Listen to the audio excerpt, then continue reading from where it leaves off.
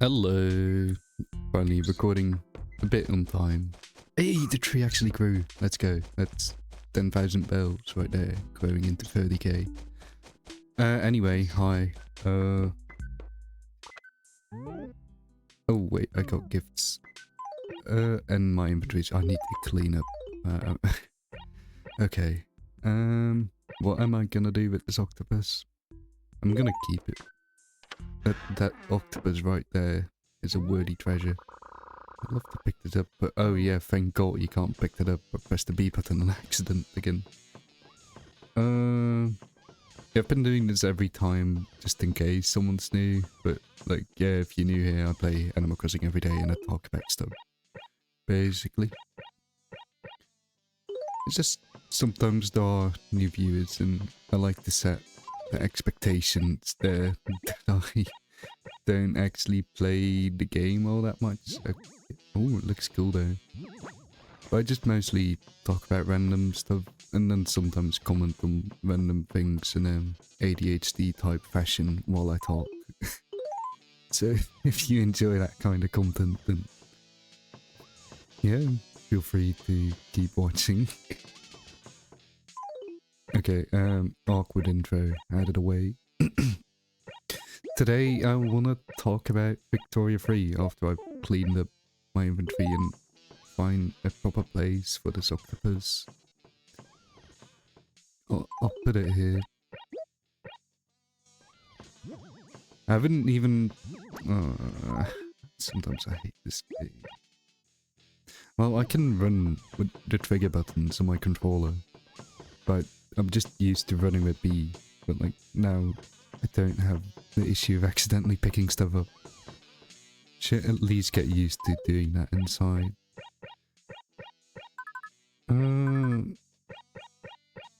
Yeah. Cleaning some stuff. Got these April tickets, which I actually want to drop out in front of the store. my voice isn't feeling it today. Okay, those seem to be the only tickets I've got so far. Anything else I need to store? Nah, okay. Yeah, you sure? Yeah, I'm sure. Grab one. Stack that. Okay. Victoria 3. Yeah, new update released. I talked a bit about it yesterday, because I played a little bit yesterday. I forgot I still had these. Oh, and that's more stuff I need to store, so I might as well go back inside. Don't know what to do with this pitfall. Oh. I'll set a trap. For one of the villagers who do like to hang out here some of the times. Or I might catch myself with it. Which is fully planned, of course. I'll probably just prep my future self in it. But we'll see how long I can avoid it. What's all this stuff anyway? Oh yeah, the alarm clocks I bought. And there's... okay, I'm just gonna start... I'm buying so much stuff, but barely decorating my house. But yeah, today I played a little bit more of Victoria 3, not that much anyway, but just checking out what the update has in store, you know. And Friday there's gonna be a multiplayer session, which I'll be attending. So I guess you could say I'm kind of preparing for that, but not really, since I'm just grasping the mechanics, the new mechanics in the game and stuff, which really, like, you need a couple hours in there to fully understand them. Ah, so many ladders. But yeah, there have been times where I have prepared for those multiplayer sessions, which sounds really silly, but like, if you just like playing the game, you might as well like play the country you're gonna play. You've got planned to play. Yeah. To my pal Jim, I have hunger, and while I normally just grab a snack to fill up, this hunger will only be satisfied by exotic foods from far off land. so I'm now a wanderer. Cool. Oh wait, that means he left. I think. Goodbye, anchovy. Ellie seems new. I haven't been keeping her. Bill's still there. Yeah, no more anchovy. Oh well. Yeah, whatever. Birdie's out.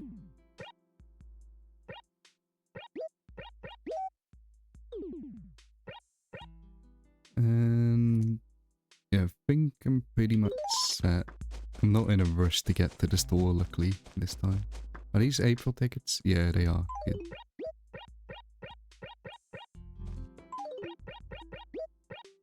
Alright. But yeah, it's fun preparing to play as a country, just like figuring out what you can do, what like optimal strategies are and stuff. And then it doesn't even give you that much of an advantage, because there are just players who know the game better anyway, but like it's not about winning or anything playing those campaigns. We just play for like fun and like roleplay kinda, you could say, but like not serious roleplay in any way, just like silly fun and stuff. And I haven't figured out yet what country I do want to play, because this update is the Japan update. It's really cool, and I'm gonna talk more about the specifics. I took some screenshots which I might include in the video. But yeah, I can't play as Japan. Someone else already claimed Japan, which, I mean, yeah, kind of expect it when it's the Japan update. Someone's probably gonna play Japan. It's a guy like who I basically know. Like we're a pretty tight playing group. Like I wouldn't call them friends per se, but like we've hung out like every Friday for like 2 years now, I think. When those campaigns are, at least, and now there's been a bit of a break. But yeah, he's a Danish guy, and he's just really nice and chill and stuff. One thing about him though, he's the one playing Japan. He does not like conflict in the game at all. Like, when I play the game, I just see it as like silly roleplay fun. So when someone attacks my country and is way stronger than me, like, sure, I'll feel like a little bit pissed inside, but at the end of the day, I'm like, it's just the game, and like I understand why they did it and all that kind of stuff. But like, if you dare to attack him, he'll like just probably give up immediately. Like he'll try to avoid war at any point. He'll take the diplomatic route as much as he can and stuff, which is also definitely a way to play. Diplomacy is also a big part of the game, but sometimes there must be war in the game. And yeah, it's you kind of have to be careful with that, because otherwise you just might like end up quitting the campaign, which has happened before, sadly. So oh, there was a flower there. Oops.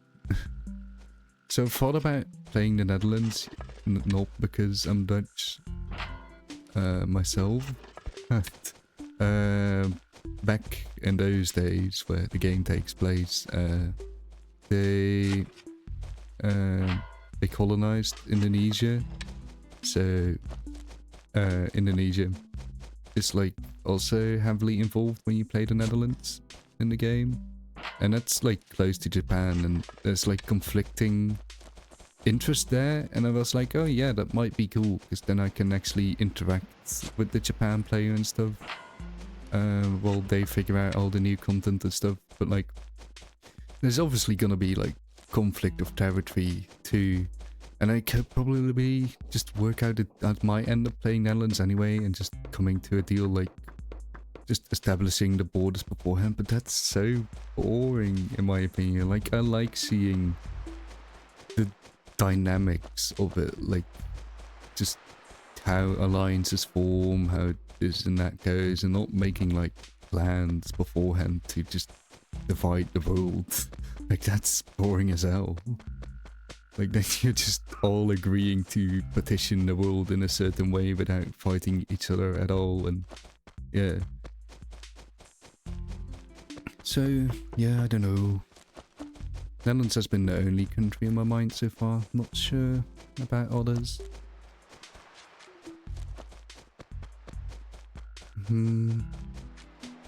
I could play like Korea and be like friendly with Japan and become like a subject, then I might get someone to do content there.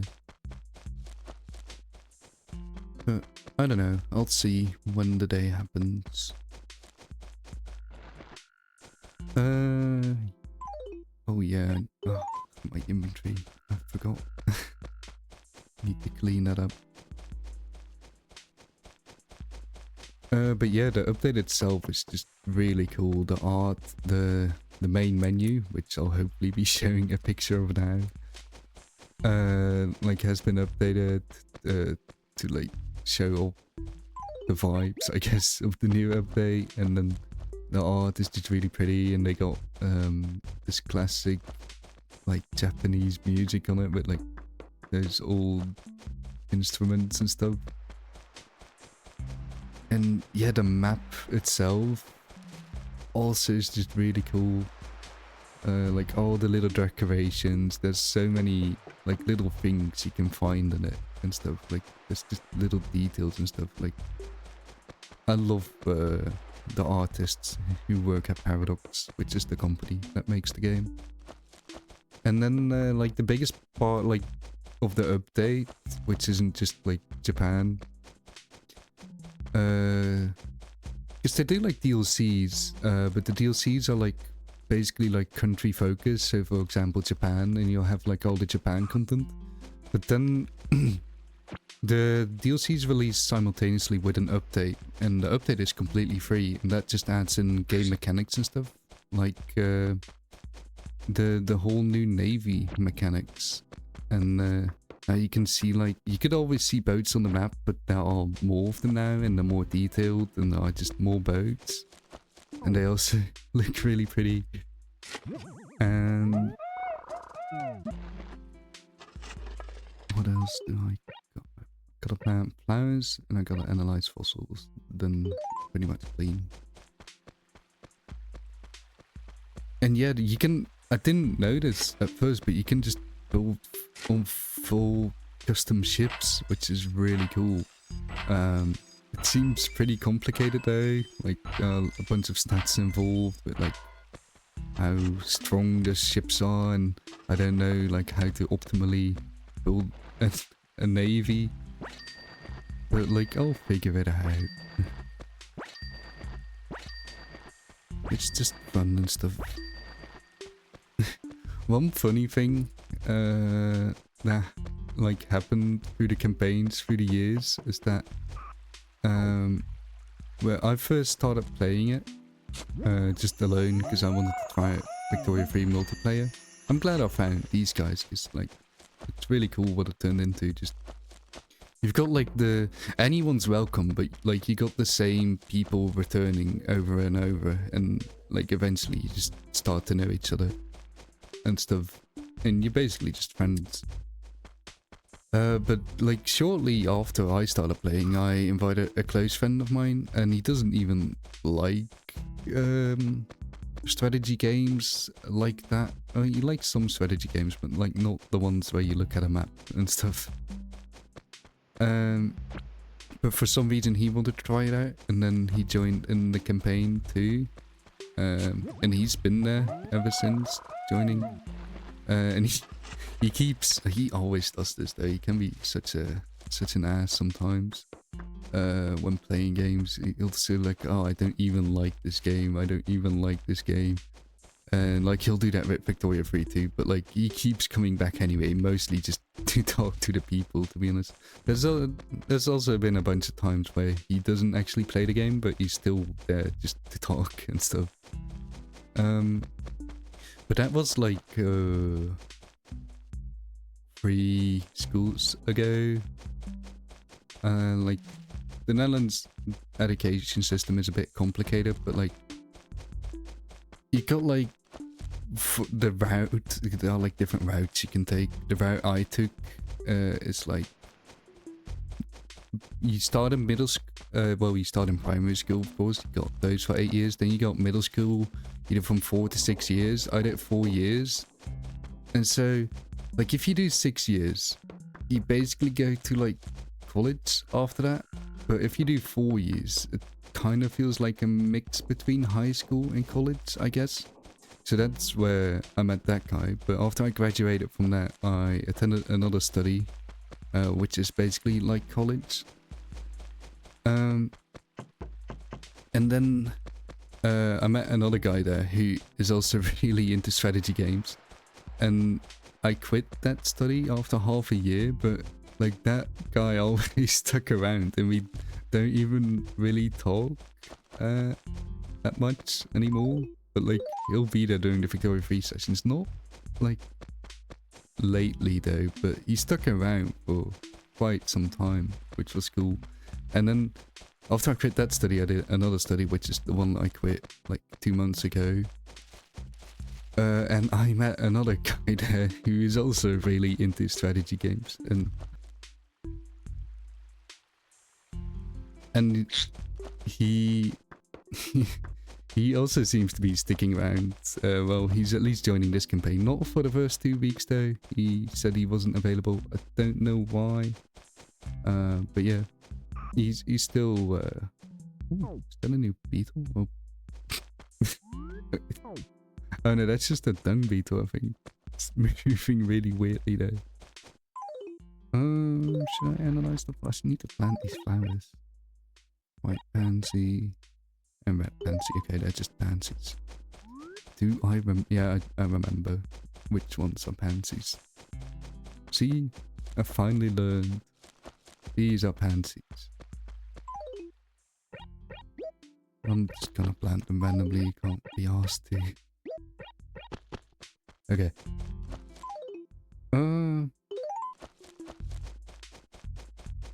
But yeah, it's pretty funny how like with every study I just kept meeting a guy who I then recruited to the Victoria 3 campaign and just stuck around. So yeah. Okay, enough talking about Victoria 3 though. I've got some comments to get into. So let me start off with this one to Mitzi. So this is a comment from the... Damn, I've already been recording for 18 minutes. Damn, it's going to be a long one. Crazy how updates are still coming out for Deluxe from Diana. And yeah, Sylar just keeps on pumping them out. Well, I mean, the last patch, I haven't really noticed. I've looked at the patch notes, but I don't remember that much, except for one thing, which I've yet to check out actually. Which I can do so right now, if I can find the right object.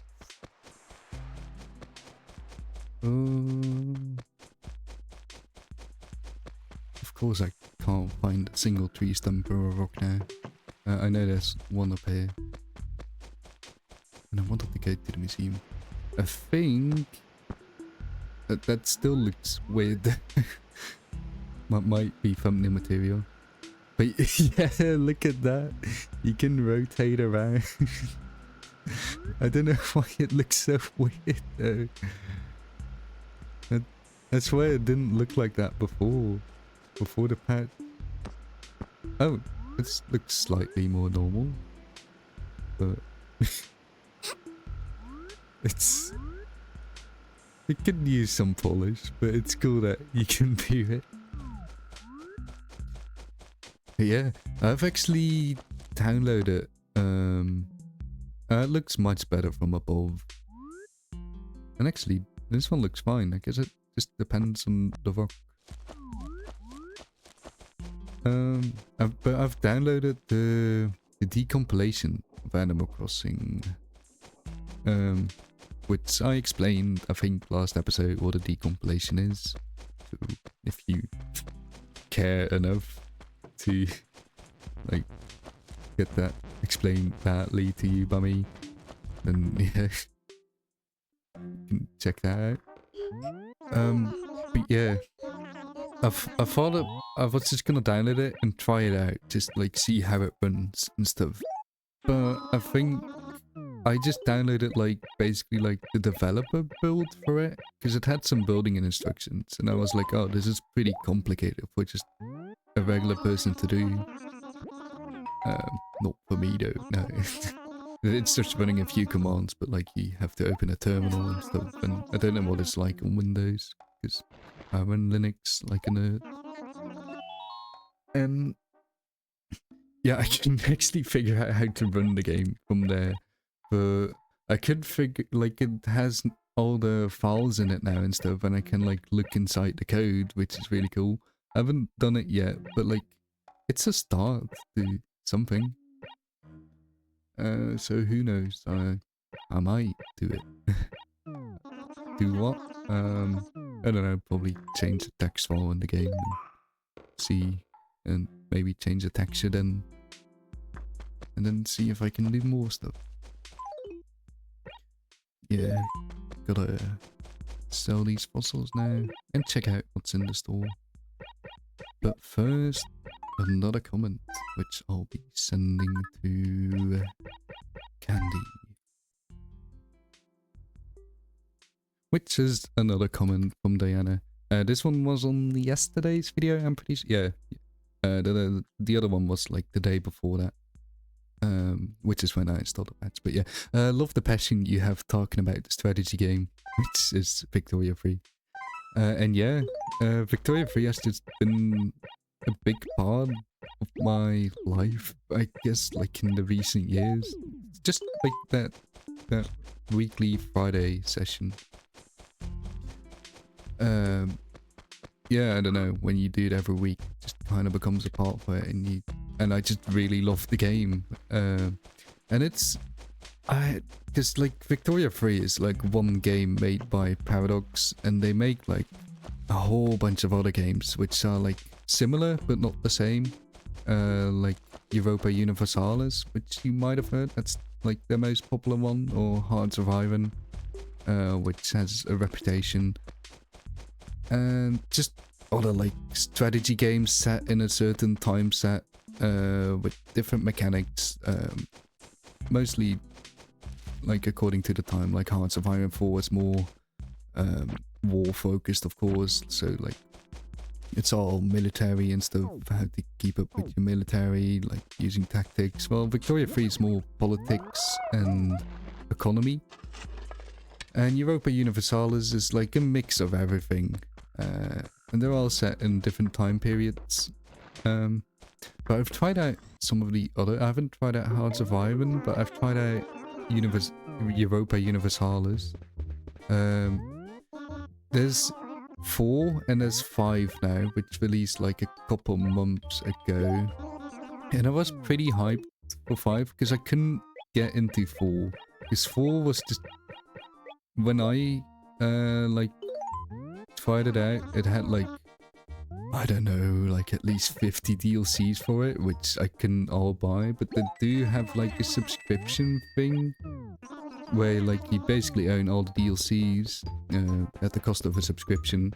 So I tried that out for a month, seeing if I would like the game. I just couldn't get into it. The UI is kinda aged, and there's just so much to learn. Like, I'm pretty sure like if you're 50 hours in, you're barely starting to grasp how the game works. And EU5 is kind of similar, but I had an easier time getting into it. And I enjoyed what I played. It's just a very slow game though. Like, Victoria 3 is already quite slow. Like, to do a multiplayer campaign like we do, you do like every Friday, we play like 5 hours. Ooh, pool table. And yeah, 5, and it still takes a couple weeks to like finish the whole campaign. Well, Hearts of Iron 4 pretty sure you can just finish in an evening. But Europa Universalis just feels even, like 5 especially, feels even slower than 4. Which is, yeah, like, how many hours do I have? Let's see.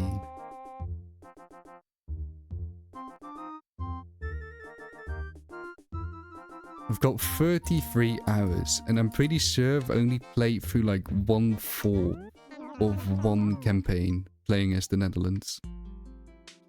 Which is kind of crazy, and then I sorta... it fell off for me, like, I got bored of it, I guess, and then I just never really got back into it. I'm sure, because like it's a new game, and Paradox games have like a reputation for not being great at release, and then until like 10 DLCs are out, then players will... But there's always good stuff to find in the games and stuff. Cosmos, Fancies, and Rose Gold. But yeah, I'll probably check out EU5 because like I did like pre-order it and stuff with like the Grand Edition because I thought I was really gonna like it. Because it has like a cool economy feature too. Like it feels like it combines all the features from like the previous 10 years of Paradox games. And it's really cool in that way, and I still really like what they did. I just can't get into it. But I might be able to at some point. But it takes a long time to play those games, and I can't just like quickly play it after work. Like today, I played like a little bit of Victoria 3, but only like 45 minutes or something, and I got like 5 years in. And I don't know, I just kind of couldn't get that, like it didn't get sucked in like I told about the previous episode.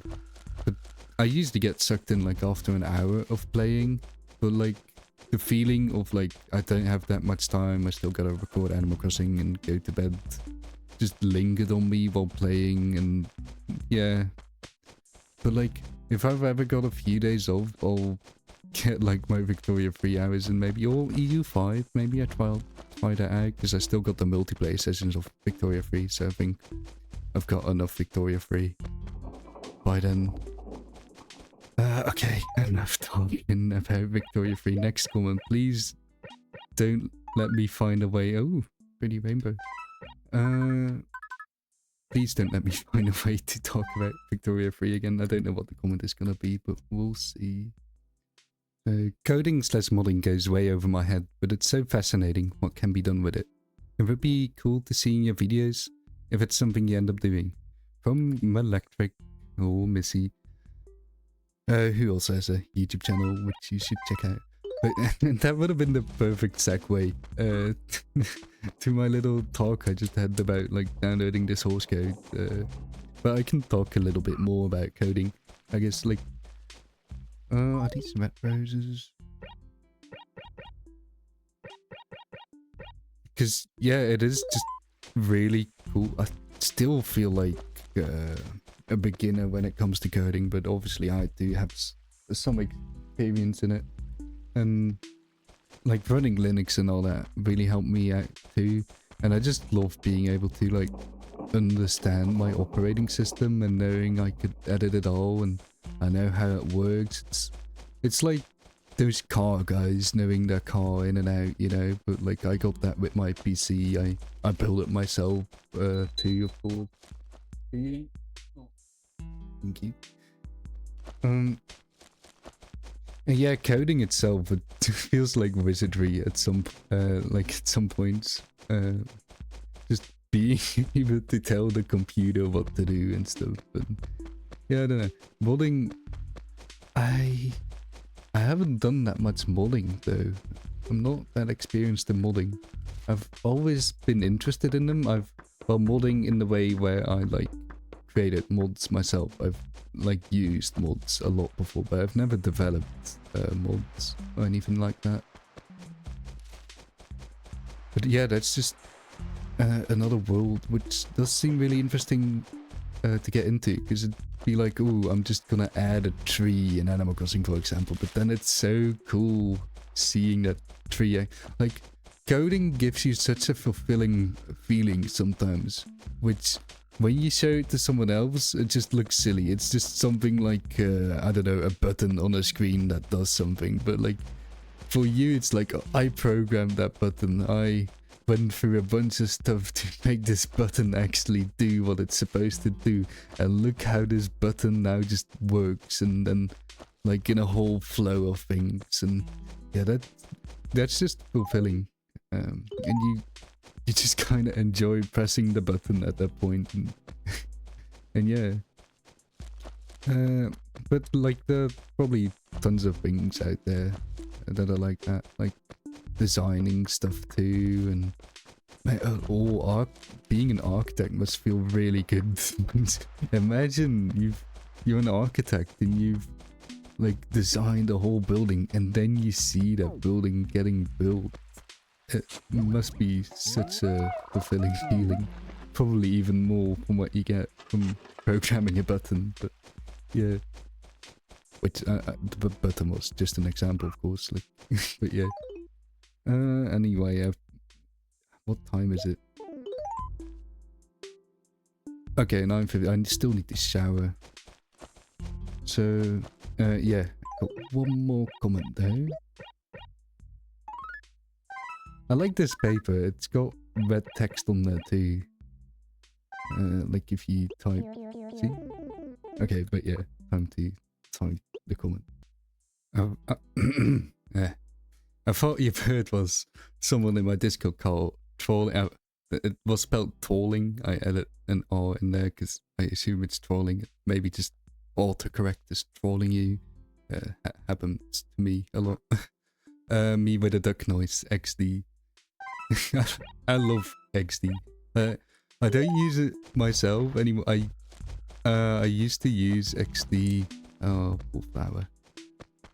I used to use XD as like more of a preteen and stuff. And then like I went through a period where like in my teens I was like, no, XD is cringe. But now every time I see it, I'm just happy people are still using it. Yeah. But I don't know, like none of my friends really use it, so like I don't use it either. But yeah, sorry for talking about the XD and not the comment. Oh yeah, my bird, yeah, he does that. That's not the first time I've heard of it specifically being compared to like a duck noise. I'm pretty sure during the Victoria 3 sessions itself, it has happened before. Like, what's that duck noise from someone's mic or something? Yeah, my bird is... He causes a lot of funny moments while being in call or in a recording like this. And I'm glad I have them. Even though sometimes he can be annoying when he screams, but now he's nice and cuddly against my neck. And with that I'll end it off, but I just remembered I stole the Lord of ID from Electric's YouTube channel. And I gotta think of a Lord of now.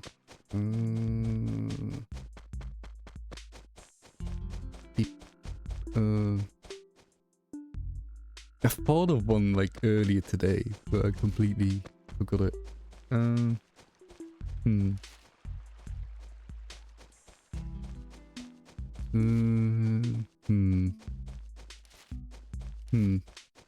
Okay. Give me like a moment. Okay. I've got over 100 hours in Garfield Kart and over 100 hours in the Garfield Kart 2 playtest. Not Garfield Kart 2 itself. I own Garfield Kart Furious Racing for the Nintendo Switch. And I've got like some Garfield plushies and stuff. Yeah.